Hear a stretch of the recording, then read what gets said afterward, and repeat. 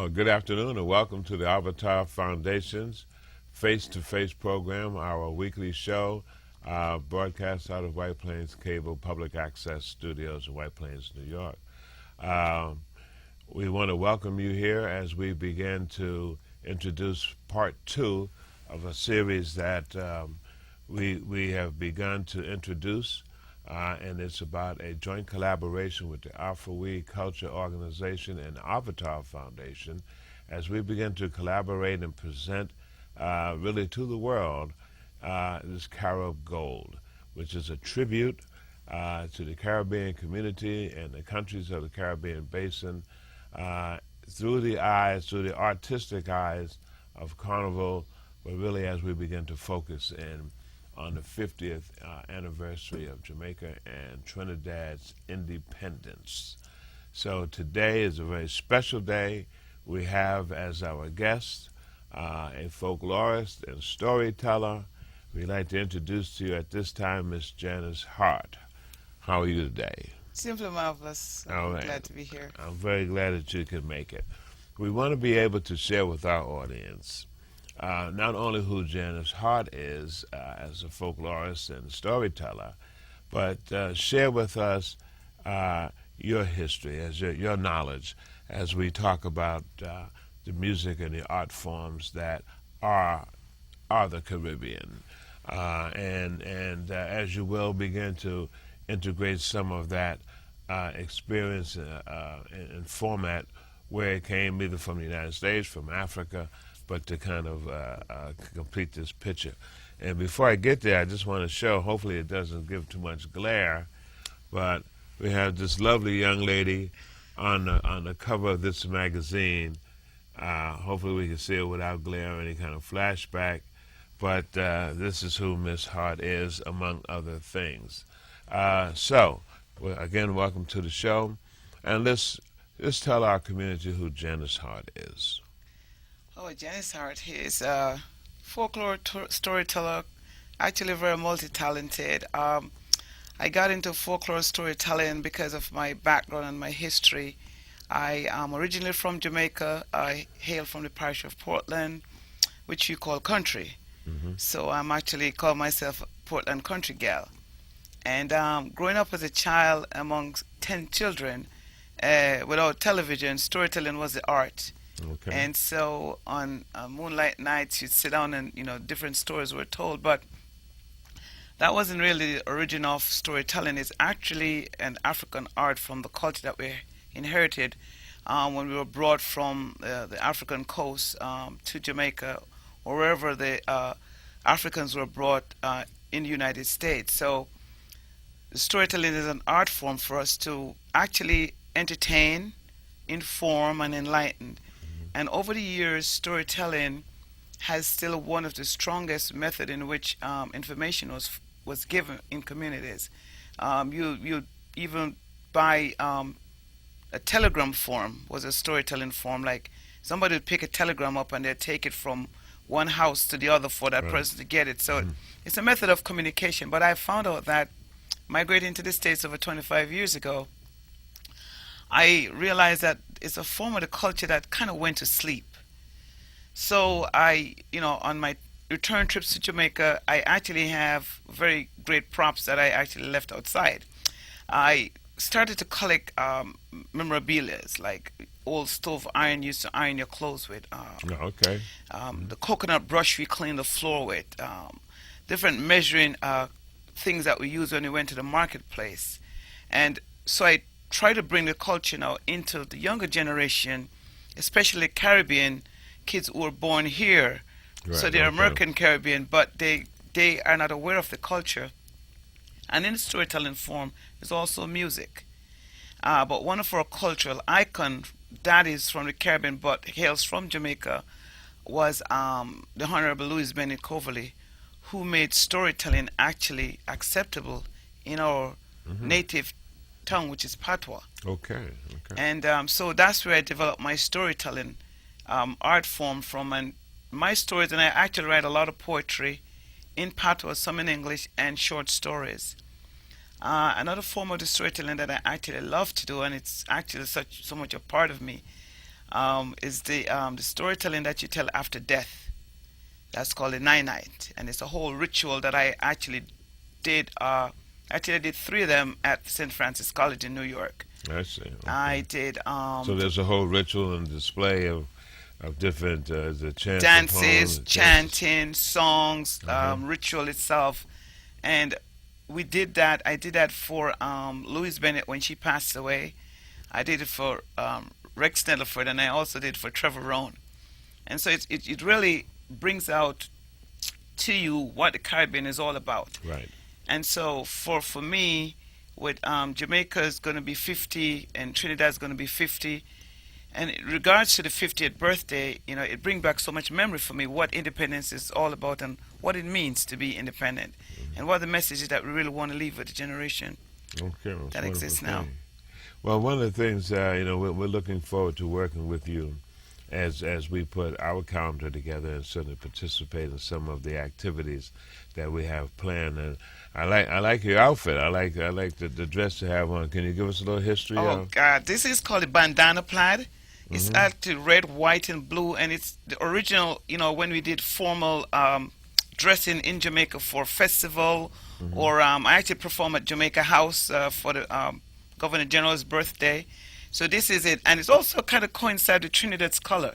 Trinidad Right. is a kind of red, white, and blue, or dark color, so it's kind of a generalized color. And if you go to any festive activity throughout the Caribbean, Jamaica, if you even hear when it's Independence Month in August, and you go to even church services, you'll see this bandana plaid. It's actually indigenous to Jamaica. This Okay. material is actually not sold in this country. It's just when you need a piece, you got to get somebody to bring it from home. I see. Okay. And so it's all very outstanding. And it's once somebody see it, they're gonna come towards you. Say, "Are you from the island somewhere?" Right. So Okay. it's very significant towards Excellent. us. So this is kind of more tradition. This is more traditional. Is it Traditional more garb. formal, or is it begins just basically kind of traditional? It's Almost every day? traditional slash formal. Because Okay. also song groups would make their uniforms out of it. Like the men would have the shirt under the black pants, the women would have skirts. So it's kind of a uniform also. It's used in different ways, different Caribbean restaurants. If Okay. you walk in them, they'll use it as a part of their deco. So it's like known. You don't have to put the name. If you see this, Right. It it's a speaks message. for itself. It speaks for huh? itself. Speaks for itself. Okay. I see you brought some publications with us, with you today, and let's talk about the chat bout, the Jamaican chat bout. Chatbot Jamaica was just a few collection of my poetry. I wrote this. I think I published in 2004. I kept on just performing without writing. I'm very spontaneous. Okay. Put me on the stage, give me a microphone, it's over. So when I finished performing, audiences say, "So do you have that written down?" I said, "No, I just kind of did it on." She said, "Why don't you write it down?" I said, "Okay, I'll write it down." So after about 2 years of just performing, I started to capture my work, and I have quite a bit of them, which Afui Culture Antoinette is really rolling a steamroller behind me to produce a great book, which I have. So this one was the first one, and I just said to myself, I'm just calling it Chatbout. And chatbot means I go into the culture, I talk about people in the marketplace, I talk about the teacher, the barber, the school children crossing the street, and photography is my next passion. So the photographs on there are mine. They Okay. depict, I take people crossing the street, and this is also an old photograph of me back then, where I was, okay. and some of it is about mango time. And if you mention mango to anybody from the Caribbean, they're going to ask you, do you have any? And so, I write about mango time, how the different fruit ripes on the tree. And, as a kid, you go out and early in the morning before the sun gets up, and you really can't see the mango. Some of them fall to the ground, and some has worm, but it doesn't really matter. You're just picking mango up. Because if you can climb the tree, pick up one from the dirt. So you get home, and it's before breakfast time, but breakfast now becomes mango. So in the summertime, our parents didn't have to worry about what we're going to eat. Mango Right. was it. And then you write about, we never leave out the Rastafarians of the Well, read us a Caribbean. little excerpt from that so we can kind of get a feel for The it. Rastafarian is a man he's called the Ital Juice Man. He says, "Come one and all, come for my natural fruit. You have coconut, carrot, lime juice, cucumber. I make them all. keep your skin fresh and nice, flowing smooth. You won't need any medication. The doctor won't need to see you. They talk about an apple a day, keep the doctor away. I said the ital juice away, keep the doctor away forever. Hey Rastaman, stop for a minute. The sun hot and boiling you down. Hey, this coconut juice is really sweet. You have a second one? Well, try one, try all. This is my corner. Ital juice, one and all. All right, wonderful. So the Caribbean, the Rastafarians come from that Ethiopian culture where Rastafarians from the islands, different islands, they're natural. When I grew up, Rastafarians it was also religion, just not the hair. Right. So now, you see a real Rastafarian, his hair was really called dreadlocks. It wasn't anything that was really finely done in a hairdressing salon. It was just locks and clump of hair. And they believed in natural products to eat and natural things to use for themselves. And we also have a tree out in Jamaica. It's from a branch, and it's called a chew stick. So they wouldn't use a toothpaste. They'd use that. You just get a piece and you chew on it, and it actually has a bitterish taste, but actually made the teeth pretty white. Well, I got some friends who practice who have rastas, and we see them all the time chewing on the stick. Chew stick is called. Yeah, the chew stick, and the various hairstyles, which has transcended and translated now into everybody. Into a hairstyle. A particular, very popular hairstyle that folks go into the beauty shops and spend great amount of money just to get their hair kind of either locked or braided. Exactly. Different forms of braids, as that kind of culture, or that kind of tradition has transcended itself into modern day. So it's a very interesting thing. So give us a little bit more of information in terms of not only just chat about, but really kind of as you see and you speak to kids about the transition of the American Caribbean or Caribbean American and your experience is really kind of coming from there directly. It's funny you ask that question because actually that's one of my goals that I've done in New Haven where I'm from. I go to schools and speak to children. I actually a couple of years ago I used to go to the University of Hartford, and they had a Caribbean studies on their lecture. So I used to collaborate with that professor, and what I did was when I went to that class for like 2 hours, and I had 2 sessions, all children, and I would say students of the college, they were not necessarily Caribbean students. Some were Caribbean and some were just curious about the culture. So I brought a lot of stuff along with me, like the basket and this thing below your head you put on, it's called a kata. And I used to explain why Caribbean people are the way they are, from how they were developed. And I also led them into the segue of why we eat different food and how we make the food, and what is so important about Caribbean people, and why are we the way we are. We are the way we are because of how actually we were brought up. So if you meet somebody that was from Jamaican parentage, that lived in Jamaica and migrated to the States when they were in their 20s, compared to a Jamaican kid who migrated when they were about 7 years old, All right. you're going to see a big difference because the culture is embodied in the person that's 25. The person that came at 7 actually become an American, so to speak. But the Caribbean piece of us is that undaunting part of us. Is that it's kind of a fearless thing. I can't even explain it, but it's like I have no fear. If you invite me to the White House, I'm going to be there, and it doesn't matter if I'm the only Jamaican there. And so we have this, like, we are like go-getters. The moment you say that we can, that's when we do it. And so for us, it's a drive that we have. We possess it everywhere we go. And there's a saying about Caribbean people, tell them that they can't, and then they can. And we're everywhere in the world. We have that because of the education level that we had back home, and the thing that they made you learn it. You didn't have a choice. Our education system was different. So if you were in a high school in Jamaica, you learned what was in that high school throughout the island. All right. And we learned a lot of British culture because of the fact that we were owned by the British for 400 years. And Right. so Jamaicans have migrated to England for a long time. So we are a mixed culture. And one of the things about Jamaican is that if you ask a Jamaican to identify themselves, they tell you that I'm a Jamaican. Because you have Jamaican Italian, Jamaican Right. Jews, Jamaican Yes. Chinese, Jamaican Right. Indians. So Jamaican, that's why our motto said, out of many, one people. Right. Okay. And so Okay. that has a lot to do with our fierceness and who we are. But back to the culture and storytelling piece is that I think unless someone understands where they're from and why they have certain tension about them, then they won't know where they want to go. And for me, it is very important for especially children to understand, what's your culture really? What is it? What is it to be a Jamaican American, or what is it to be a Caribbean American? And who are you? Because eventually, that piece is always missing. It's like Right. if somebody is from, if an African American is from the South and came to the North, they eventually have a drag to the South. There's something that pulls you there. You want to Right. find out, why am I the way I am? And so for me, storytelling is an art. It's and I love the audience that I have is so mixed. I was on at Yale 2 weeks ago, and I was in a cabaret program. So I change my program a lot of times to suit my audience. I do Right. half Patois and half English, so they'll understand it. Because if I do all Patois, then I have to keep translating through the whole show.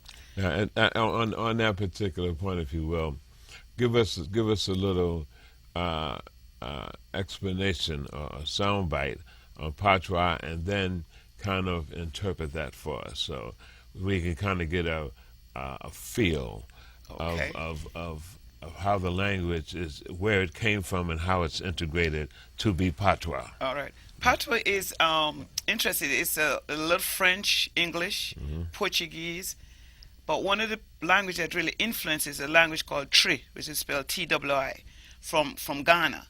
So basket in Patois is bankra. It's Twi. Okay. If I says galang, it means go on. Say it again. Galang. Okay. If I say guan, which is spelled Gwan, it's go on. Right. If I say gue, that means Go away. move away, go away. And it's interesting where, if I said, if in English you'd say, oh, Janice, I was stuck by a rose. In Patois, I say, maka juk me. Okay. Maka juk me, because the prickle, that the thorn in Patois is maka, Okay. and stick is juk. So if you said, I was stuck by a thorn, it doesn't even sound like you were harmed. It sounds like you could be all right. But a Jamaican said, maka juk me. I mean, it's like abrupt. It's very colorful. It's if I say you look like a bugu yaga, you're bugu yaga. I mean, you're not neat. You're very unkempt. I see. Okay. But if I say you're bunu nonos, look nice. You got to remember that one then, huh? Yes, you're bunu nonos. And Yeah. to describe men in the islands, a man is said, talawa. That's a powerful, strong man. Or you say, fenke. And that is tree. Okay. Fenke mean weak, and you said ruku, and you notice the language is interesting. We always say double. That's what I was going to It's ask double. the question. Yeah, it's And it's incredible. because it's like, if somebody's gonna say something is soft, the Caribbean people don't say, oh, that is soft. No, soft is softy. So you as a Caribbean person, if I walked up to a lady selling fruits, and I touched the first thing, and I just said, that's softy. The next person won't go, because they know that's no good. Okay. And so it's a double language where they describe something, and it's like iruku. Chaka mean a messy room. Okay. So and then if I was gonna say this is a poem from Miss Lou. Family. It's family, Fambly. For me family no pian. My daughter so they teach. And when rain fall and pass and sick, my son Uriah preach. Sunday gone rain fall so till pass and couldn't left in yard. People in a church and so Uriah get abroad. In climb up on the pulpit, in lean over, in look down, in look upon all my enemy and lash them with his tongue. The first one in take on was Butcher Jones, who noted for sell people full of loops to eat. Him tell him off, him knows him artful to the brim. But as a Ryan in a pulpit, then can't back answer him. So when church member mail me, I don't say a thing. I wait till rain fall and pass and stay home. And my son Uriah preach. Ay. Now, that poem is a story in a short synopsis. It's telling you about a minister and his son who a church is in somewhere in the hills, and when rain falls, it gets muddy. The father doesn't go to preach, the son does. But when the son gets there, he's briefed on a couple members of what they've been doing the week before during that week. So he gets on the pulpit, and instead of preaching to them, he starts to tell them off. Well, I know what you've been doing, so he tells them off. I know what you've been doing, he tells them off. So at the end of the service, he just kind of tells them off and leaves the pulpit. So it's done in that, so it's really funny when you actually act the whole story out. I see, So yeah. the form of storytelling for me is not to do it so much in the English language. It's to do it in that patois, because the patois has the more power to it, and the more sense to it to really hone it back to the Caribbean basin. And every it has Caribbean, really kind of almost a very romantic kind of a swing or sound to it that when you hear it as you speak it, then it's just a very rhythmic kind of a smooth translation. I have friends and co-workers when they get upset. yes, you can't speak English Yeah, when you get upset. You that's gotta right. go to your first tongue. That's right. Yeah. And you said that's very interesting also, that when I teach it, I said, when I get mad, when I get mad, I just can't speak English. People look at you like, no, you actually don't. Because Right. when I speak patois, I don't have to think. Okay. When I it's speak just a English, I natural have to kind of think. flow. Right. Okay. Exactly. And as you talk about it flows like in a romantic form, it's like when you read a love letter written in patois, you just laugh your head off. Because it describe the person like, dear me sugar plum, me darling, me heart go for you. Me like you like how hog love mud, like how Jesus loved the little children.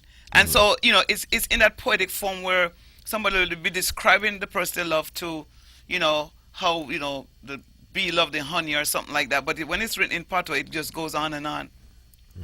And so it's, for me, every island, which is interesting also, that you also has your own rhythm of patois. But what is interesting within that island, there are like Yes. 10 different patois languages. So you could be from one side of Jamaica and go to the other side of Jamaica, and you're like, what did they say? So it's a whole different dialect. Whole different dialect. Right. Okay. And Okay. different speed of which is, it's Okay. spoken, and that kind of stuff to it. All right. Yeah. No, that's an interesting experience. It's and we're looking forward to kind of bringing that together because it fits our particular mission, meaning Avatar. We hear the expression all the time, multicultural. And oftentimes we don't really see these organizations actually doing that. It tends to begin to separate and become its own kind of an entity, where we're looking at how to be inclusive. Yes. One That's of the important. things that I see all the time. We know our communities are changing. We know that the people are coming from around the world with all kinds of cultural differences and kind of different languages and Yeah. customs and traditions. And one of the things that I think, me personally, is that we need to embrace all of that because there's a serious life lesson in all of understanding where people are from. You can better understand someone if you are familiar and have an understanding of their culture, of their rites, rituals, and their roots. So that was kind of the essence of why we even call it Avatar. Yeah. To understand what the Avatar is. Avatar. It's an extremely deep word, but we want to be able to not say harness that, but kind of bring that together and to be able to create several kinds of programs. We have 4 components to our foundation, and one is heritage, and we have an arts alliance, and we have a training component called jobs or careers behind the scenes. And the 4th is this show and the radio show, our media center. So the idea is to be able to bring these cultures together, to be able to share these essences of their culture. We got to know about their food. We got to know about their music. We got to know about their rites and rituals, so you have a better understanding of where that person's coming from or the culture that they come from. So we kind of that made it so easy for us to collaborate with the Afro-We culture because their mission is very similar to that. So we're not doing anything outside of our mission. We're doing our collaboration and saluting the Caribbean Basin and all of what it represents. But you know what I found out, Dillard, interesting that you said that. I've been doing culture for over almost 30 years. And it is amazing how people are so interested in your culture. Mm-hmm. I mean, people from different walks of life, because what I actually do, and I hope I get a chance with the food culture and Antoinette and yourself, is that I have a whole litany of things, a whole collection, she tells me. Mm-hmm. And I would come and I do a big exhibit. It's kind of hard. I usually bring someone with me because I have just tons and tons of stuff, and I, let people touch it. I put up a big exhibition, and everything that I have, I can explain to the person, tell them what it's used for, what it's for, and people are like, did you ever use this? And, oh my God, I haven't seen this in 30 years. Where did you find this from? And so people are dying to see cultures, and sometimes someone don't really want to go to a museum, because I've been to Brooklyn quite a bit. I've been down in the Bronx, especially in the summertime. I'm invited to different places to do an exhibit of what I have. I actually was invited to the White House like 2 years ago, Caribbean Heritage Month, and brought some of my stuff along with me. And so for me, I would be so happy to really be a part of this whole Carib goal and this culture, and to let people understand that cultures are so important. Well, on that note, I want to just kind of interrupt you again, but thank you for coming, because we're going to run out of time. Okay. And we want to be able, if you have information that you want to learn further, we invite you to our website, the avatarfoundation.org. Come to our website, and you can see a replay of this show from the White Plains Community Media.org. And look at our program coming on Cablevision, Channel 76, and Verizon, Channel 45. We thank you for joining us. We thank Janice Hart. You brought on just a wealth of information to us. And as we say, the dream is in the mind of the believer and in the hands of the doer. And you're not given that dream without the means to make it happen. Good day.